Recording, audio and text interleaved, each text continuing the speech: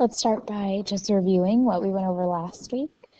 So remember, we can find limits with a graph or a table. In this case, this problem is asking us to find the limit via graph. So if this is the limit as x approaches 1 of f of x, well, here's 1. And that little plus up here means that we are looking to from the right. So we start on the right and we go towards the point we are looking at. It stops here, and that y value is 1. So the answer to that limit is 1.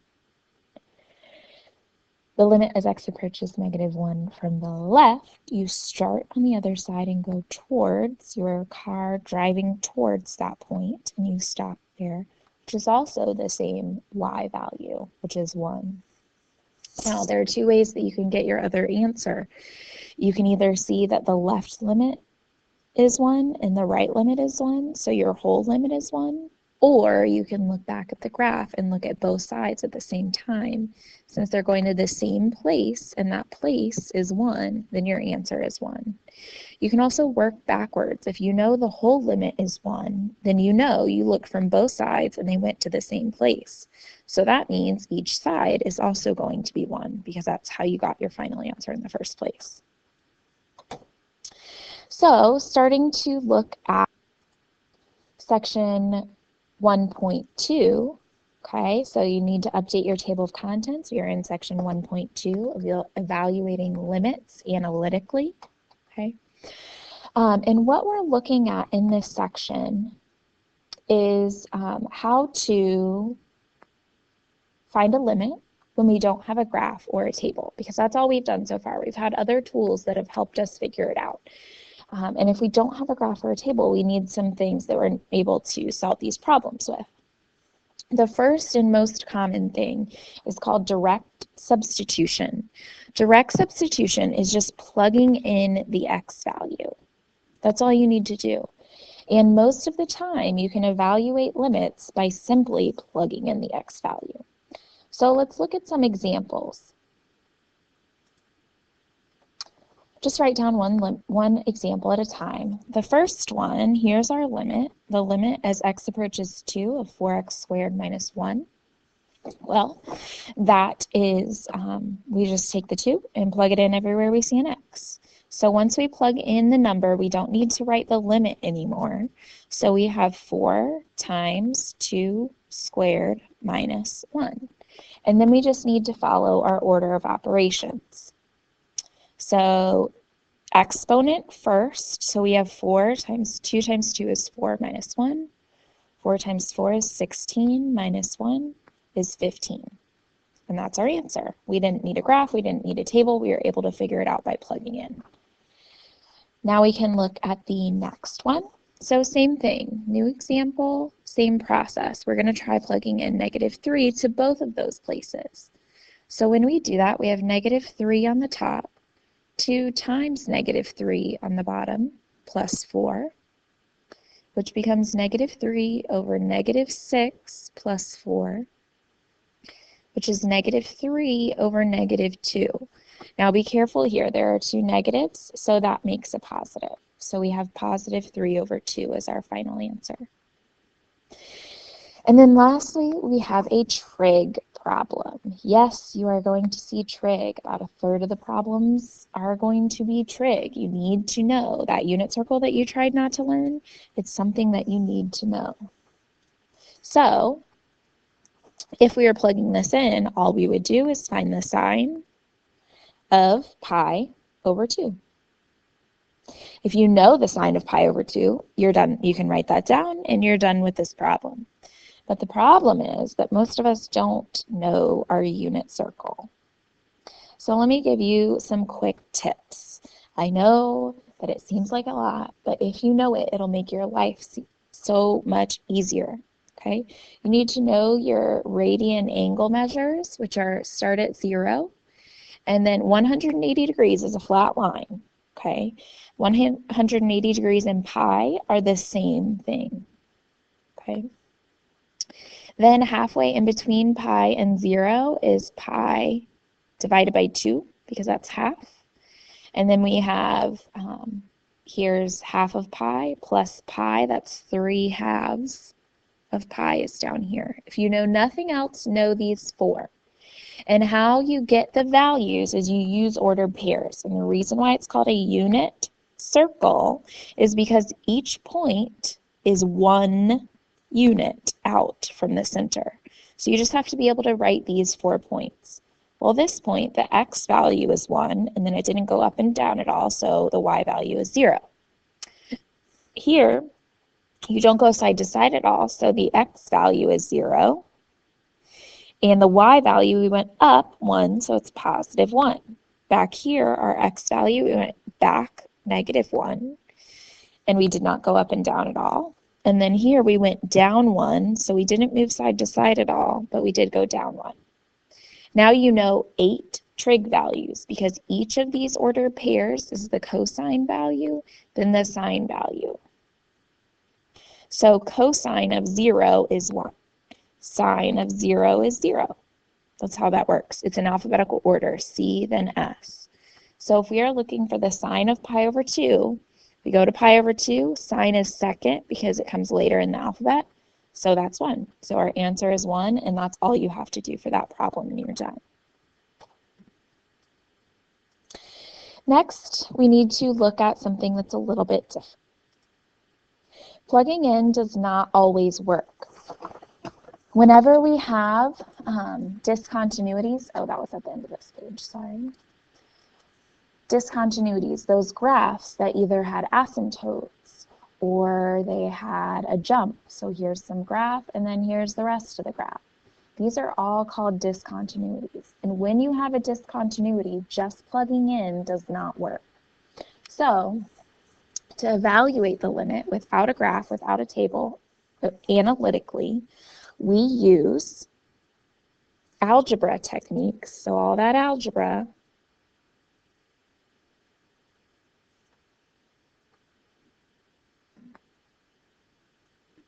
to help us solve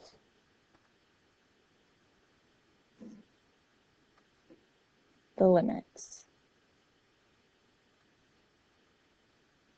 So what I mean by that, if you look here, here's an example.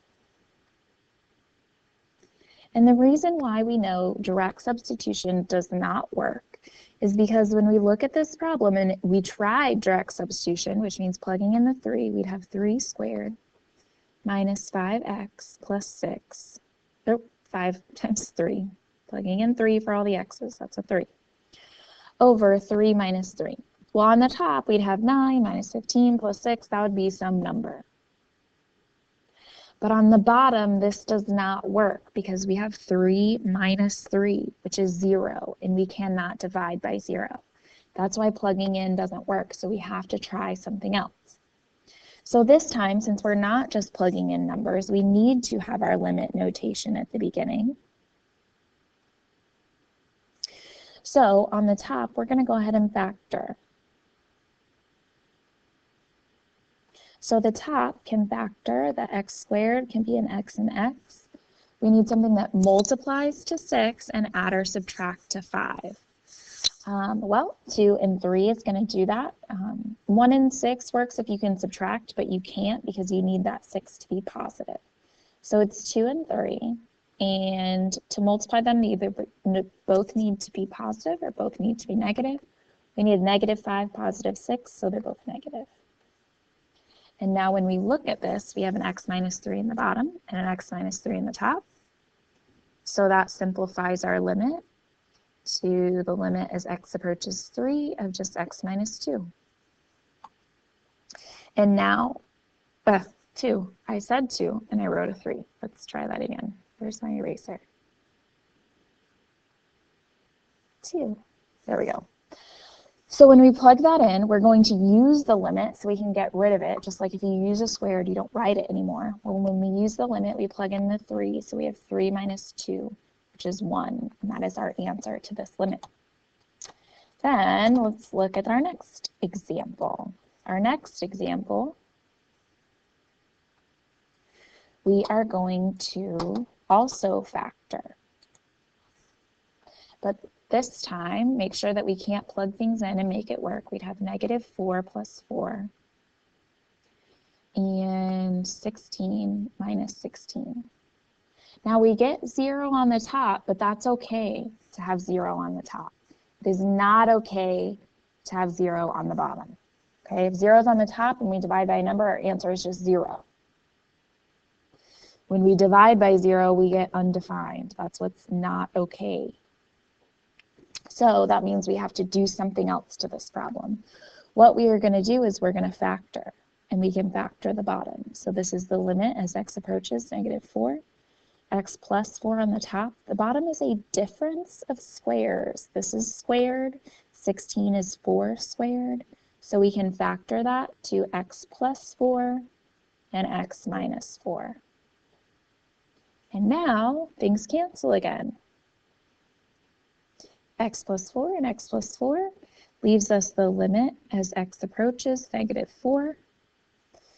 Now we need a placeholder. We took away everything on the top, but that does not mean this comes to the top. It stays on the bottom. So we need a placeholder on the top, which is that. Now, which is 1, and then we plug in the -4. We have 1 over -4 minus 4, which is just 1 over -8. You can write the negative down with the 8, up with the 1, or out in front. It does not matter. Just need one that makes it negative.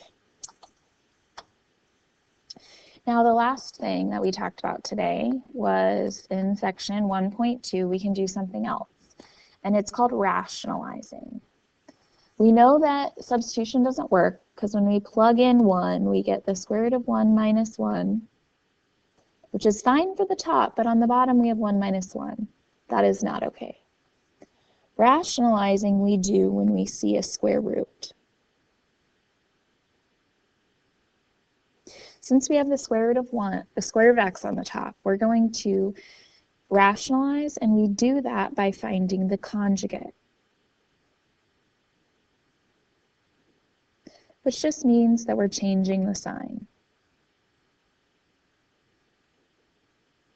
So when we're looking at this limit as x approaches 1 of the square root of x minus 1 over x minus 1, what we're going to do is we are going to multiply the top and bottom of this by the conjugate. So you take the one that has the square root, which is the one on top. The two terms are going to stay the same. So we're still going to have square root of x, and we're still going to have 1, but the sign is going to change. So we make that plus. What we do to the top, we must do to the bottom, so we have to do that. And what you're going to do, you're going to multiply all these out. You're always going to multiply the ones with both square roots together. Like FOIL it out, okay? The one that starts without a square root, you're going to leave it alone. You're going to leave it in groups because later on we're going to cancel stuff out and you want those groups. If you multiply it out, you just have to undo it in the end, which is a waste of time. Okay? So, that's our next problem. We'll just move that down. Worry about that in a minute. Okay. So, when we FOIL, first, outside, inside, last. So this will be a limit as x approaches 1. Square root of x times square root of x is x. Square root of x times positive 1 is plus the square root of x. Negative 1 and square root of x is negative square root of x. Negative 1 and 1 is negative 1. On the bottom, you leave those groups. So we have x minus 1 is one group. Square root of x plus 1 is one group. So if you notice, these two cancel because adding and subtracting the same thing are opposites. Then on the top, we have x minus 1 left. Well, would you look at that? On the bottom, we also have x minus 1. So those cancel. 1 is left on the top. And when we plug in 1, the limit goes away, and we have 1 over the square root of 1 plus 1, which is 1/2. And that's our answer. Now let's look at another example of rationalizing, and then we're done.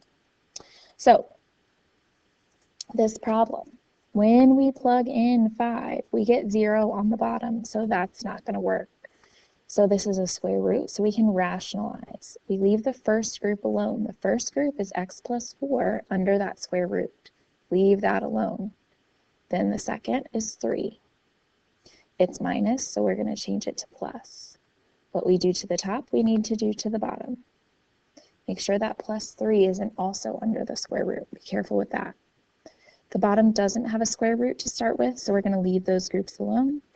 And we're going to FOIL this. First, outside, inside, last. So this becomes the limit as x approaches 5. Square root of x plus 4 times the square root of x plus 4. Square roots cancel, and we're just left with x plus 4. We're going to have minus square root of 3, minus 3, then the square root of x plus 4, and then we're going to have plus square root of plus 3, square root of x plus 4. Those are the same exact things. This is going to happen every time with a conjugate. So those are going to cancel. I'm not even going to write it. And then the last one is negative 3 times positive 3, which is minus 9. Over, we have x minus 5. And the square root of x plus 4 plus 3. So what happens to the top? We still have x's, so we still have to write a limit. It's a 5.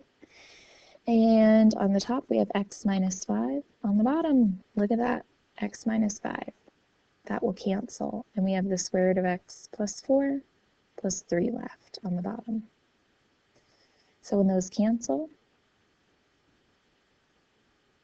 we have 1 left on the top. When we plug in 5, we're going to have 1 over square root of 5 plus 4 plus 3.